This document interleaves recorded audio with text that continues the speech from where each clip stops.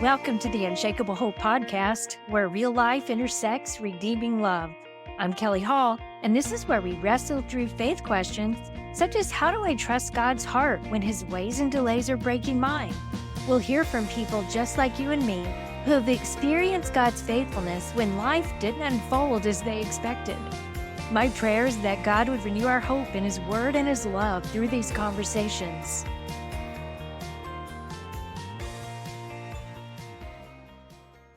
Hey guys, welcome to the podcast. I've been hearing from so many of you about your word for the year, and it's been so much fun to hear how God's been speaking and encouraging you as you look to this new year. The story you're about to hear today is really one of my favorite types of story because it contains this beautiful redemptive arc that so powerfully reflects God's heart. You're going to hear from Sara Brown. She's a marriage and family therapist who works primarily with children, teens, and young adults out of the Family Christian Counseling Center. I met her through my friend Louise Sedgwick, who's been on my show before and hosts the Lifted to Hope podcast. Sara grew up in a home where she was loved, but didn't always feel safe due to the far-reaching impact of mental illness. I found her story and insights fascinating. She has a tender heart, a huge passion for others, so I can't wait for you to meet her. Sara, welcome to the show. Thank you. Thank you so much. Why don't you start by just telling us a little about yourself? But I'd also like you to include something that you love doing that breathes life into your soul, because you go into some heavy places with your counseling. So I want to know how the Lord replenishes you after you have poured out. Thanks for asking that question.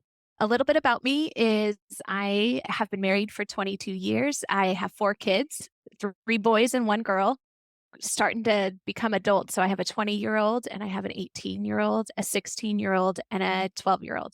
And so it has been a delight for me to raise those kids for most years. I was a stay-at-home mom, and then I was a teacher for 2 years, and then I realized that was not for me. And so I went back to school to be able to get my master's in marriage and family therapy. It is a place where I carry heavy stories, and I walk people through trauma, and I walk people through just those places where they feel sometimes alone. And so where I kind of get my soul fed is a beautiful community of women that I get to regularly invest in. Monthly mom's night out. I try to at least every 1 or 2 weeks meet up with my coffee with my closest friends to be able to share our stories. And then I really do feel vibrantly fed by my job. So even though it's heavy, I see God at work almost on a daily basis when I'm sharing the stories of my clients. And so there is there's just a holiness in being able to walk with people. And so I haven't yet gotten to a place where it's not life bringing and leaves me feeling very heavy. It might come, but for now, those have been the places where I really find my hope and my joy and my delight. Oh, I love that so much. It reminds me of that scripture, Isaiah 58:11, that says, "The Lord will strengthen you, and you'll be a well-watered garden." Absolutely. Absolutely. Well, Sara, tell us how you became a marriage family counselor, and also what led you to primarily focus on the young ones. Yeah. From the time I was young, knew that I had a gifting in teaching, and that teaching was going to be focused on kids. My church really invested in me. So by the time I was 13, I was leading Sunday school classes. When I was in high school, I was an intern being able to direct children's programs. And so I always knew there was just this part that God had in me that was for kids. Part of it comes out of my story, which you'll get to hear more of, where I lived a life where I was just performing really well, but not very well known. And so it drew out in me a desire to know kids. I thought for sure I was going to be a teacher. I thought for sure that was what God's path was for me. And I went to college to get my teaching credentials. And then my junior year of college, I had gotten married. And at the summer of before my senior year, I actually found out I was expecting our first son. And so I dropped out of school because it wasn't going to work for me to be able to finish my teaching credentials. And so I changed paths. No longer was I going to be a teacher. I knew that might come later in life, but I was going to be a mom. And my husband was able to provide enough that I was able to be a stay-at-home mom. And I did that for 14 years. And in that time, I got to be in Sunday school. I got to be the teacher of Vacation Bible School. I got to lead some of the camps as the teacher at those camps. So God was still really pouring into me this realization that I am gifted at being able to share God with children at that time, mostly elementary school children. I also got to work with women. I started with a friend, a miscarriage group, because miscarriage is a part of our story. So we had 5 miscarriages in between those 4 kids that we do have. And I was able to write a curriculum with a friend, and we kind of created a group for other moms who had gone through miscarriages. So God was developing both that desire for teaching children and also just this place where I was able to invest in women and have them invest in me, especially during the crises of life. So then when my youngest was old, my youngest was 3 or 4, I went back to school. I wanted to get my credential. I wanted to teach. My kids were starting to be school age, and so I thought this is the time.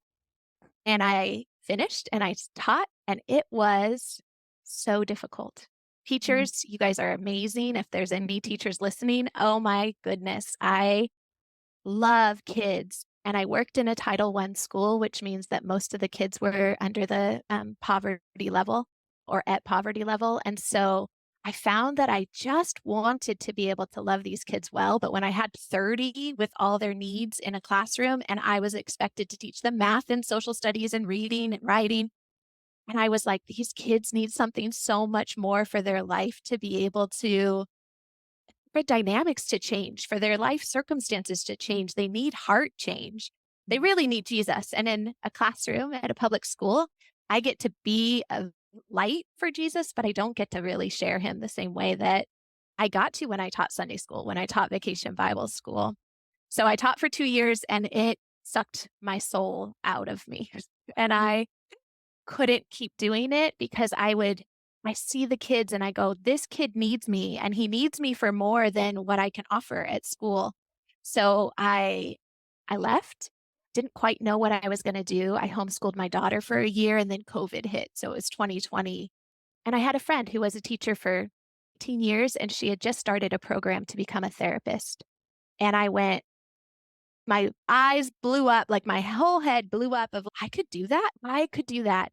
When I was in my 30s, therapy changed my life. I did some EMDR therapy to work on my childhood trauma, and it moved me from moving in really unhealthy patterns to being able to see a way to move toward healthier patterns. And therapy changed it for me. And I was like, what would have happened if in my childhood I had someone who could have helped me? Someone Mhm. who could have held my story, been able to say, "Oh, that's hard. Here's some ideas. Here's ways for you to be able to move forward in health instead of those defensive strategies that I learned." That would have changed my life. And so I was like, I want to do that. I want to change lives and adult lives, so great. But if I could change lives before they've gotten into relationships that have re traumatized them, if before they have kind of entrenched themselves into the patterns of life before they've gotten substance abuse disorder, before how great would it be to change those trajectories? And so when I was in my program focusing on kids and adolescents and young adults really felt like a calling. I would say so, because that it was obvious that God was nurturing that calling when you were a teacher, because your heart was, I'm teaching them, but this is not what they need. They need their souls to be healed. And I love how he led you into that space, just step by step. Wow. Yeah. Well, I can see why it feeds your soul, because that is your passion. Yes. Yes. Absolutely. All right. We mentioned your childhood trauma, and we want to hear what that was like. And really, when people grow up a certain way, it feels normal. So I'd love to understand when you first understood, like, oh, this isn't normal. This is not how other people live. It's interesting because even if you had asked me in my 20s, I would have said, yeah, I had a good childhood. I grew up, it was good. My parents were Christians. They're still married to each other. I'm doing well. I'm not quite graduated from college, but I was doing well in my life. So I was like, no, my childhood's not affecting me. But really, truly, I grew up, I'm going to read the eulogies that my brother wrote. It will give you an insight into what our childhood was like. And then I'll tell you a story of the two times the first time when I look back at the first trauma, and then when I finally my eyes were open to the trauma. So I'll give you a little bit. My mom passed away 2 years ago due to a battle with cancer. And if you knew my mom, you might not have ever known that she had a mental illness. It was not something that we talked about. So when my brother read this eulogy at her funeral, you could hear some audible gasps at the church because there were people that didn't know that this was her battle. So I will read this.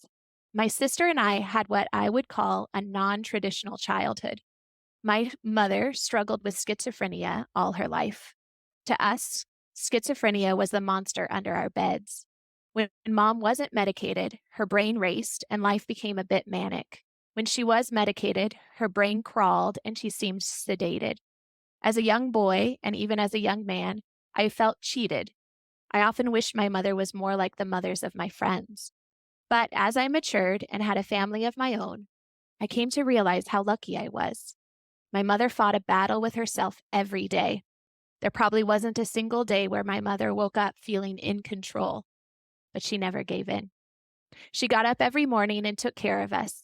She showed us she loved us, often in traditional ways. She cooked for us, made our beds, kept us clean, brushed our hair, took interest in our lives. But mom also found non-traditional ways to show us she loved us. Some of us got early morning ambulance rides. That's me. I'll tell you that story. We had impromptu trips to California, letters sent to friends thanking them for being our friends, letters sent to spouses thanking them for marrying us. At the time, I didn't appreciate these non-traditional I love yous. But looking back, I realized that the strangeness of my childhood and the way my mom loved me has made me the man I am today. Thank you, Mom, for loving me. Mm. That Yeah, should sing out. I know. My brother is a talented writer. I'm hoping one day he writes a book, but Yeah. I'm glad that he wrote that. It's so brave to just tell the truth in front of everyone Yeah, in a way that he knew would leave a lot of people confused and trying to re-understand her life and your story. I yeah. can't even imagine what that was like, but it's such a so much beautiful insight into her life and her part. It was written with such gentleness. Yeah. It is one of those things that's really hard because so there's three of us, my brother, I'm the middle, and then I have a younger sister. We love our mom, love her. And then we tell stories and it's, oh, oh. So loving someone with a mental illness can get really complicated and really confusing sometimes. The first time I experienced my mom's mental illness, in therapy, I have come up with some memories, so I don't know if at 3 years old, which is how old I was in the first time, it kind of affected me.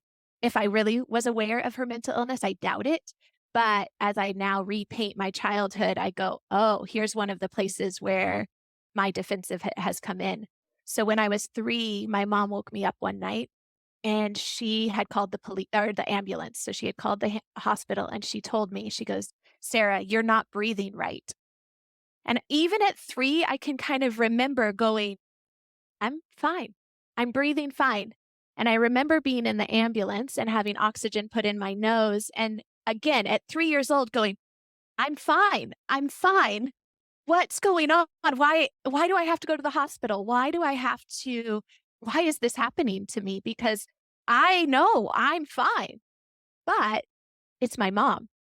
And my mom's telling me I'm not fine. And now I'm having to have the consequences of this belief that I'm not fine. And a 3-year-old goes, oh, I guess I'm not fine. Mhm. Even though there's a battle inside of me that says, no, I'm fine, it supersedes. My mom superseded me. And that's the pattern that happened all of our life. My mom had paranoid schizophrenia. And so when my mom was paranoid about something, we just came under that paranoia. So for a while, these are other little tidbits of our story. My mom was afraid our mattresses were going to kill us. I don't exactly remember why. And so we slept just on the boards of our bed. We didn't have mattresses. We just slept on boards. There was a time that my mom was convinced that our blankets were going to cause cancer. And so she took those blankets away. So at that point, I think I had a mattress, but then no blankets.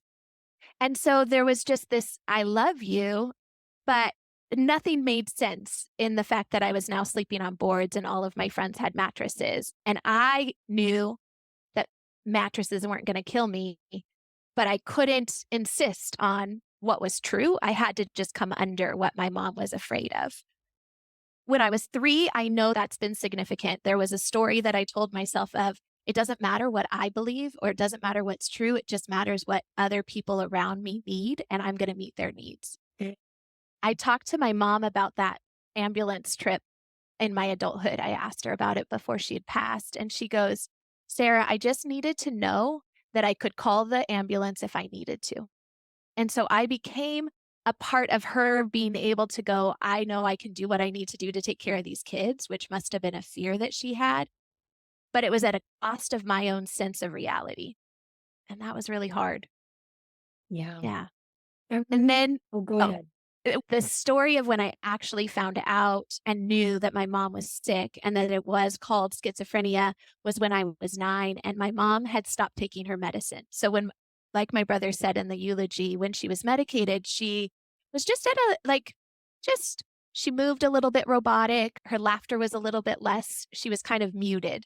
But when I was 9, she had stopped taking her medicine. And so she had gotten into a pretty manic state.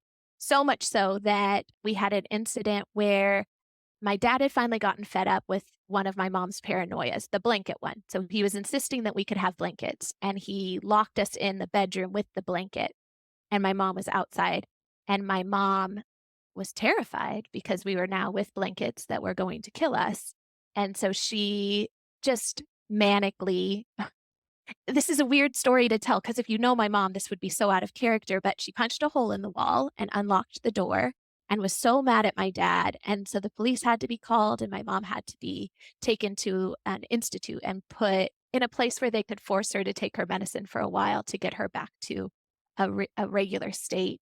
So Mhm. that was our first time, my first time of really realizing, okay, my mom is sick. Her brain's not working right and she needs help. And then it was also the first time that I was all alone without my mom, which came with its own, my dad wasn't the caretaker, my mom was. We went to friends and friends get tired of having whatever. There's more to that story of where it really made me feel different than everyone around me. And my defensive strategy was no one is ever going to know.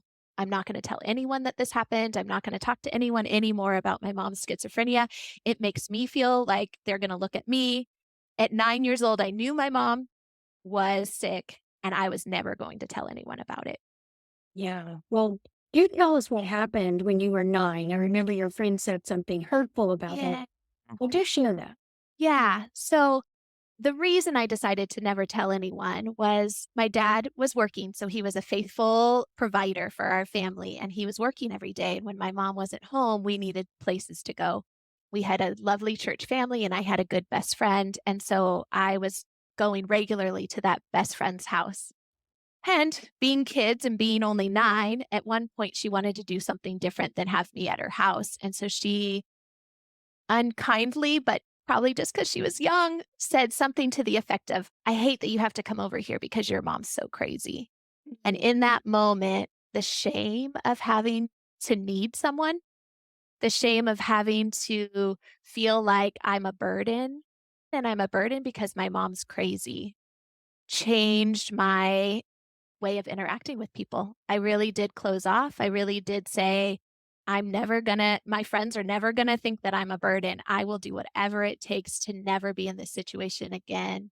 And a lot of my defensive strategies have come out of that moment, Um, that trauma, that feeling rejected and feeling like I was rejected because I was too needy, too mhm. much.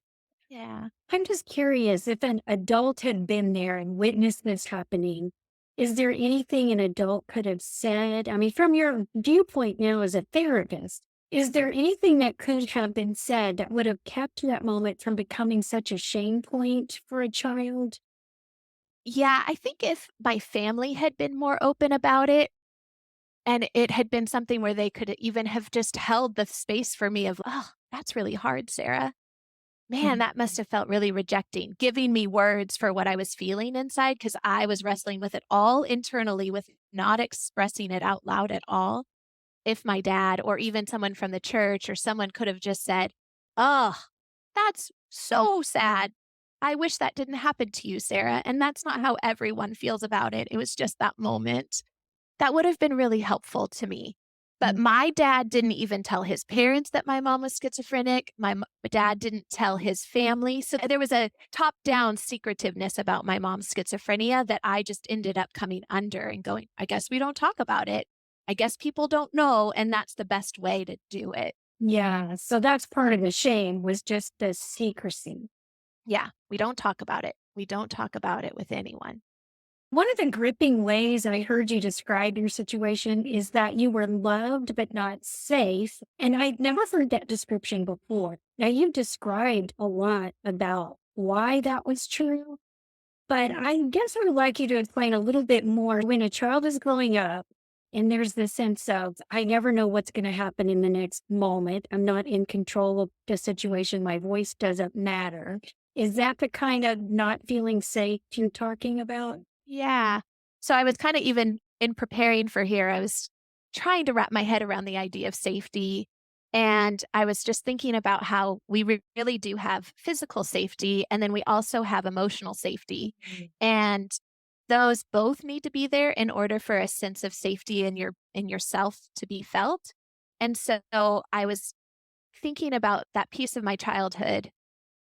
I was being told I wasn't safe by my mom. So I had an active sense that I wasn't physically safe because mattresses could kill me, blankets could kill me, my family might be trying to poison me. Things like that. Because of her paranoia, I had an active communication that I'm not safe. Then there was this sense of there wasn't space for me to be emotional. There wasn't space for me to be scared. There wasn't space for me to be angry or sad because we didn't talk about it. So you couldn't say, "Hey, I'm really scared by what's happening with mom," because we didn't talk about what was happening with mom.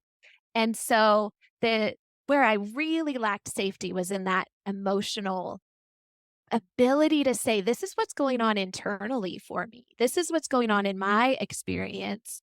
And to have that validated and acknowledged, Mm. they didn't know that I needed that.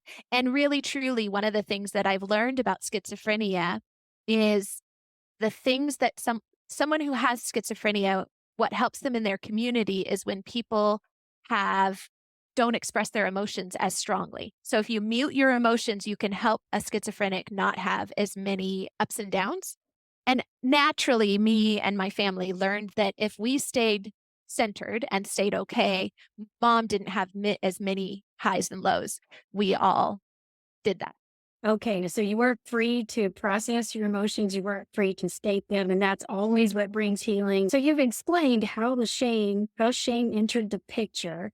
And I'd love for you just to explain what that was like for all three of you as siblings, because I'm curious what the lies were that were at the root of the shame. You've said a few of them, but I'd love to hear how that played out. Yeah. We all did it differently. So my brother and sister and I all have our own story and we all have our own protective strategies. And so my brother, you'll get to hear some of these things if you do any work with anyone who's grown up in addiction but my brother became the clown. So my brother is hilarious. Oh my goodness, he doesn't take things very seriously. He's quick to joke. He is so capable of just bringing levity and light to any situation. And so that was his coping strategy. As long as I don't have to feel my feelings, I'm okay. I'm okay. And my strategy became, hey, as long as everyone around me is okay, I'm okay. There's a little codependency in there, a lot of people pleasing. And so as long as my mom's okay, I'm okay. As long as my dad's okay, I'm okay. And I got really good at making the people around me okay and having feelers out for what anyone needs to hear, anyone needs to know. And I'm still really good at that. That's Um, exhausting. it is really exhausting.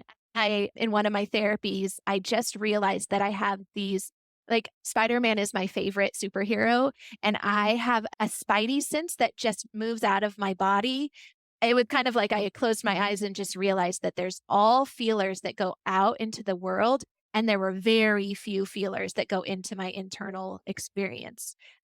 And sometimes that feels like a superpower, like Spider-Man. Okay, I can calm a room. I can do this. But it really left me and still leaves me unaware of what's going on inside of me and unaware of, because of what's going on inside of me, how I'm affecting those outside of me. And then my Mhm. sister was the one that actually she has been able to express the feelings. I don't know if it's being the baby or if it was that just the way she was built, she was able to handle it differently than to me, it felt like she was able to handle it in a way that she talked to people. Her friends all knew. She used them as supports. She could express her feelings. She was able to get mad. She was able to get sad. And so she's like a hero. She's I'm like, "Where did you come from? How did you get freedom to do all of these things? Come on." And there were ways that it affected her for sure. There were ways, but it seemed like she could call it out better. Yeah, That she could say, this doesn't work for me." Yeah. it's such a good picture of how we heal.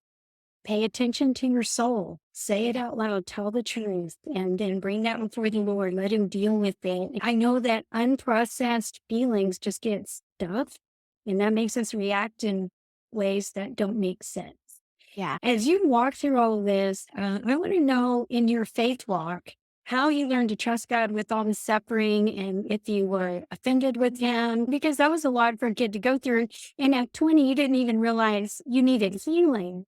Yeah. I think there was a grace, and I think one of the ways that God really did help is that I grew up in the church. My first Sunday school class, I went with my big brother when I was 2, and there was just this sense, this I don't know, it's supernatural. There was just a concrete sense that there's a God.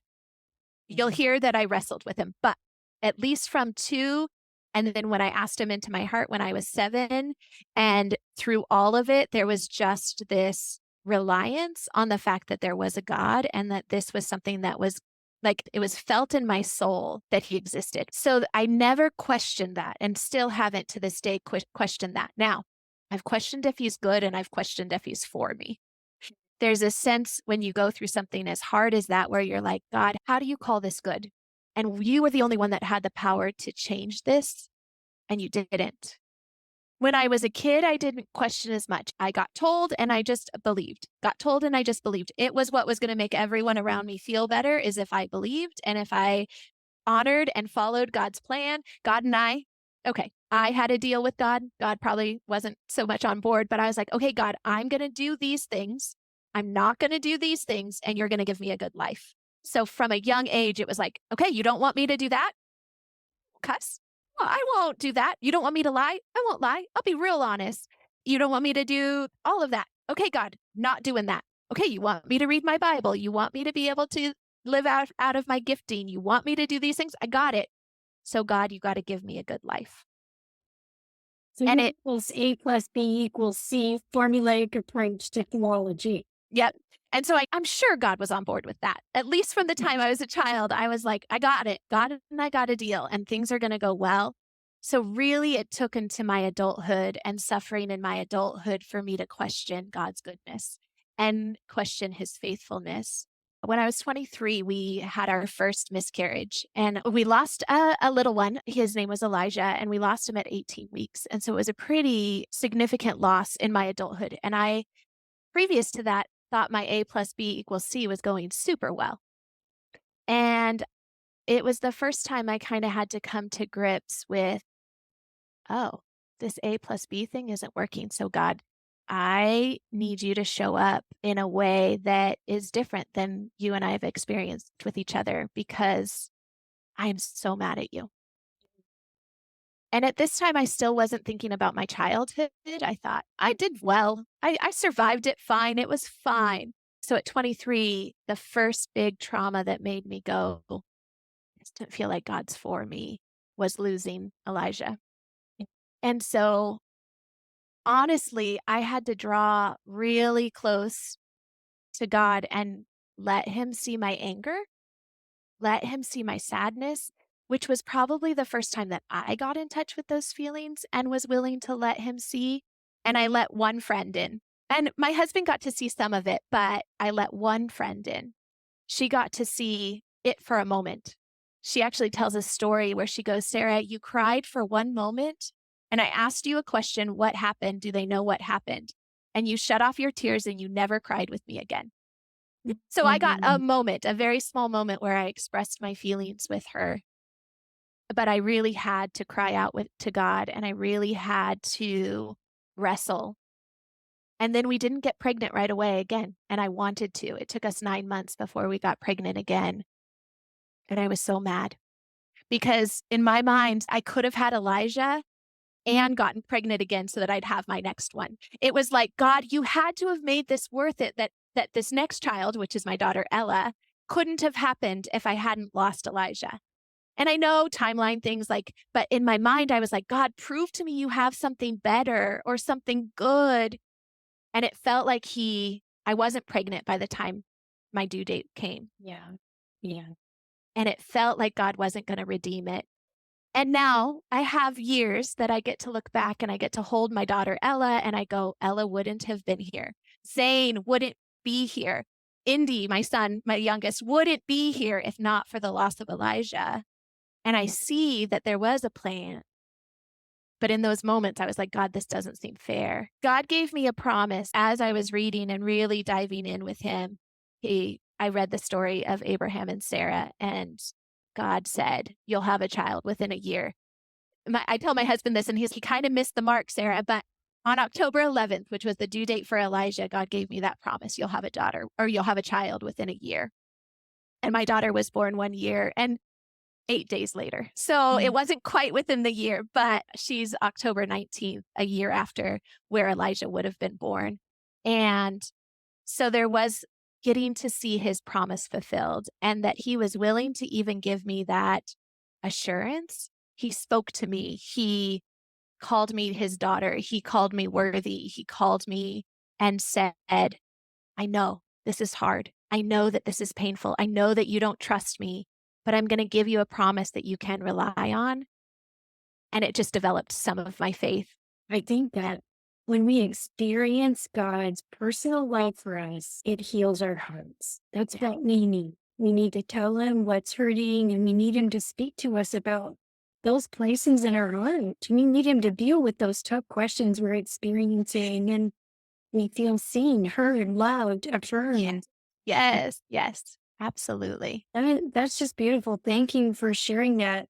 You mentioned that you had had 5 miscarriages. Where did they occur in the story? Yeah. So I had my first son, Wake, and then we had a miscarriage, and we lost him at 18 weeks. It was a cord accident. So he had wrapped himself up into the cord. And then we had Ella, and then we had Zane. Zane and Ella are just 21 months apart. So we got to have them really quick. And then I was going to finish my family. I wanted 4 kids. I knew it was going to happen. And we ended up having 4 miscarriages every 6 months for the next 2 years. When Zane turned 1, we had our first miscarriage. And then for every 6 months from there, we lost 4. Unknown reason. There wasn't really. And then we got pregnant one last time. And I said, this is our last attempt. I'm not going to do this again. And we had friends pray over us. And he's here. And he's a miracle. And he's so sweet and one Mm. of the kindest boys that you'll ever find. Wow. Yeah. Holy, that is a hard story and a beautiful story all at the same time. So I want to get into this before we run out of time. All of us encounter people with shame. And I just want you to help us understand what shame looks like in kids. I found that fascinating. And what are the underlying lies in play? How do we know it's shame? And a question that I have along those lines is when you see an emotional response to something that sort of over the top and doesn't seem to fit the incident, is that a sign of shame? So just try to explain that to Yeah. us. Absolutely.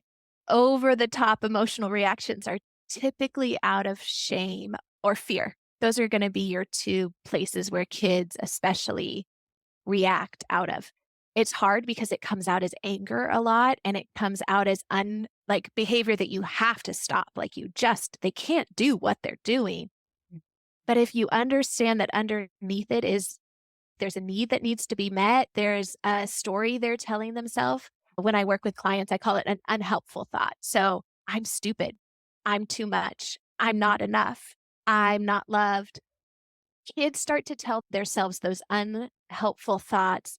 And those to me is just the story of shame. And every kid has their own story of what comes into their head. And it's surprising because you'll walk into these sessions and their parents love them and want what's best for them. And these kids are still telling themselves the story of, I'm mean, I'm not loved, I'm ugly. And those stories are in 8-year-olds, those stories are in 10-year-olds, those stories are in 15-year-olds for sure. And so shame kind of comes in and just says, there's something wrong with you. There's just something wrong with you. And when you think there's something wrong with you, your behavior comes to prove it so that other people will see that thing that's wrong in you. And so it's kind of a self-fulfilling prophecy. I'm exploding. That's going to come out. And if a parent can go, they're exploding, I need to get curious. I need to get curious at what's underneath this. I need to get curious of what's the story that they're telling themselves. What's the fear that they're having? What's the need that's coming? Instead of insisting, and it's so hard, insisting on the behavior change, which also needs to happen. So it's the balancing of how can I get them in touch with what's going on internally so that it can help them change what's happening externally. The hard thing is you have kids and adults who externalize it. So those are the ones that are going to fight. Those are the ones that are going to hurt the people outside of them. And then you have those that internalize their shame. And those are the ones that are going to have eating disorders, substance use disorders. They're going to be the ones that isolate and pull away from their people. And they're a little bit sometimes harder to know because they may be super compliant and super on the surface doing all the right things. But inside, there's this story of shame, this story of I'm not enough, I'm not loved. That one sometimes only comes out in whether or not it's self-harm, suicidal ideation, eating disorders. But I would say sin in this world, the sin we do and the sin we have done to us almost always breeds shame. Unless, like you said, it comes out into the light. It's spoken out loud. One of the podcasters that I listen to says grief needs a witness. And so those feelings that you have inside need a witness. They need someone who will listen, someone who will hold your story with you. And hopefully that's your parents. Hopefully that's your siblings. Hopefully that's your closest friends. But I feel in our society, we're a little more isolated and we don't want people to witness our story. I love that. We need a witness. I've heard it said that when you're wounded in relationships, God uses a community of relationships to bring about healing. And that's what you're describing, right? Yeah. When I was going through those miscarriages for those 2 years, I was a part of a close-knit Bible study group. And what I called them were my hope holders because I couldn't hold hope. I couldn't hold even faith in God. I needed them to hold it for me. They knew my story. They knew me well enough to go, God's got her. We don't have to be afraid of her faith journey, but we're going to hold the hope for her right now. We're going to be the ones that when she rages at God, we get to just hold that space. So I could come into Bible study going, I don't get this. The Bible says this, that God says this, and I'm not seeing that. And they'd be like, yeah, isn't that so hard? And then they'd cover me in prayer. And I knew they were praying for me outside. And they walked those 2 years with me and celebrated my baby and celebrated my journey and celebrated that it got to turn into helping others through their journey. They were my hope holders, and I needed that. I love that. Hope holders. And that was a beautiful explanation of what that can look like and how we can bring that to other people. Thank you. So we're getting to the end of our time, and I'd love for you just to give us a hopeful word. We're all flawed. We bring our baggage into these relationships, and we have kids who are flawed, and then they perceive our flaws through a lens that says, this is my fault. And so how do we parent in a healthy, hopeful way that honors the Lord? Yeah, that is a difficult question to answer because I have 4 kids and I had to learn to parent each and every one of them differently. And so the answer doesn't get to be as clean as, oh, here's your 3 steps to good parenting. But I'm going to give you 3 steps to good parenting. The way that I talk to the parents of the kids that I work with is every child needs to be heard, needs to be seen, and needs to be validated. Heard means you give them space to just talk to you. It could be that they do it in a way, those externalizers, they're going to be like, I hate you. You're the worst mom ever. I can't believe you did that. This is so stupid. I hate this. And you have to hold space to be able to hear them. And then the scene means that you are willing to go, oh, it sounds like you're really angry. It's the going underneath and kind of being curious and a little bit of an archaeologist or like a digger. Dig out what's underneath this. Okay, I heard you. I want to know what's underneath it. And then when you unravel what's underneath it, going, oh, now it makes sense. That makes sense. If you believed that I like loved your sister more than I love you, and then I was grounding you and making you do her chores because that was the punishment of whatever discipline you were getting, but you thought it was because I love your sister more. Oh, it makes sense why you would feel like you hated me. That Mm. makes sense. Now, can I tell you what's true? Yeah, a mom's love doesn't get divided by her kids, and I absolutely adore and love you. So there's the validating. It doesn't validate that he yelled at me and told me that he hated me. It doesn't validate his behavior out of it, but it helps him go, I'm not crazy. I'm not just a bad kid. I'm not innately just flawed. I had an unhelpful thought, and I was able to get my mom or parent or grandparent or teacher helped me understand why it went so big just by valid hearing me, seeing what was underneath it and getting curious about that, and then validating it that it made sense. Oh, that's a beautiful way to explain all that, to show us what it looks like. We need you to come into our homes. I have clients that'll say that. I had a client who I was talking to, and you always say the right thing. And I was like, well, when my daughter went through, this is what my daughter popped her tire on her birthday. She popped her car tire. And the first thing I said to her was like, well, you're going to have to buy a new tire. And she burst into tears. And you don't always say the right things to your kids, huh? And I was like, no, I do not say the best things to my kids the first time, but I try, make repair when I do it poorly. I tell parents this, and this has been my two things that have been my saving grace is we only parent, we can, as a parent, we parent good 20% of the time, we repair good 80% of the time. And that's a good enough parent. If I can do it and then do the repair work, I can parent okay. And then the other thing is just what my kids need is my humble heart and my willingness to say, I'm sorry, I messed up. Yeah. And ask them for forgiveness and be willing to humble myself to their experience, even when Was it's so hard. well, yes, even when it's so hard. Was that the repair you're talking about? Being in, say, I'm so sorry. I was angry. I shouldn't have said that. Yeah. And it's letting them say, this is what I felt. This is what I experienced in you. Like Oh, to have them put a mirror up and go, Mom, your face gets ugly when you talk to me like that. It's you don't even like me or you don't see me. I don't know what your kids might say. I've had to say, yeah, you're right. I am sorry. I shouldn't have done that. I did it at your cost because it made me feel better in the moment, but it was not worth it. And I'm so sorry. Next time I want to do it this way. yes. Thank you, Sarah. That's really helpful. I love all of the techniques you've given us, even just helping us be aware, just being aware of what's going on inside, being aware of what's going on with the people in your family, and responding in a way that helps them feel seen, heard, validated, and also the part about repairing. Just because you messed up doesn't mean it's over. You can step back in and repair, and then that becomes a really special time and not a place that this child will look back on and say, my mom didn't love me. Yeah, absolutely. And it restores that connection, which is what we all want is the connection with our loved ones. And repair is where that connection, when it gets broken, gets remade. Well, I'm fascinated by how all of this works out, and having you on to shed some light on the way these things can play out in real life has really been encouraging. Thank Thank you. you for being here. This is such a gift. Thank you so much. And thank you for being easy to talk to.